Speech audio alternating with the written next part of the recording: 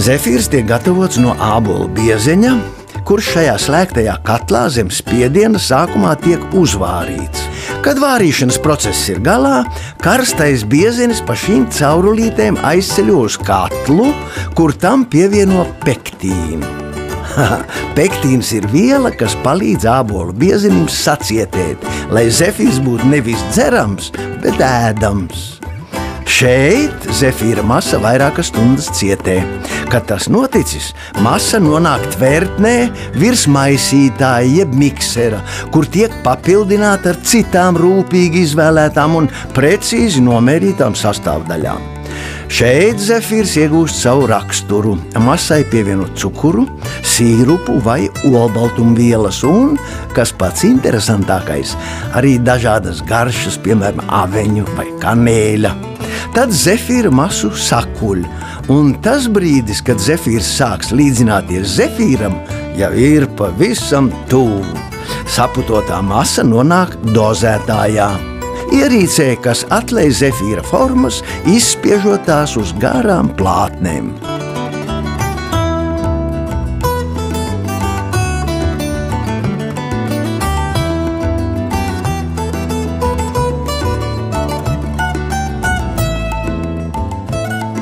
Konvejera galā gardumus sagaida speciālists, kurš svaigi izlietos zefīrus novieto ratos.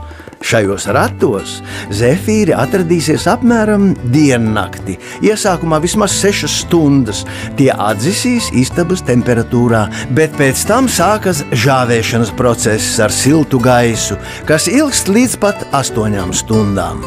Dienu vēlāk plātnes ar zefīru novieto uz konvejera slīdlentes, kur zefīram tiek uzkaisīts pūdercukurs, lai tas būtu smukāks un ēdot neliptu pie pirkstiņiem. Visbeidzot, našķi nonāk centīgo fasētāju rokās. Fasētājs pie konvejera strādā 7 stundas, šajā laikā ar savām rokām pārcilājot 3 tonnas zefīra. Tas ir apmēram tik daudz, cik kopā sver 3 vieglās mašīnas.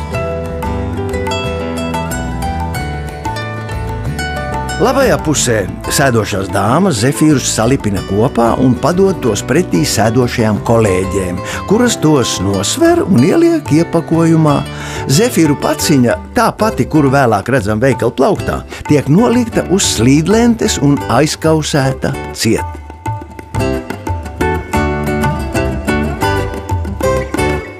Un šajā vietā savu ceļojumu zefīrs arī beidz.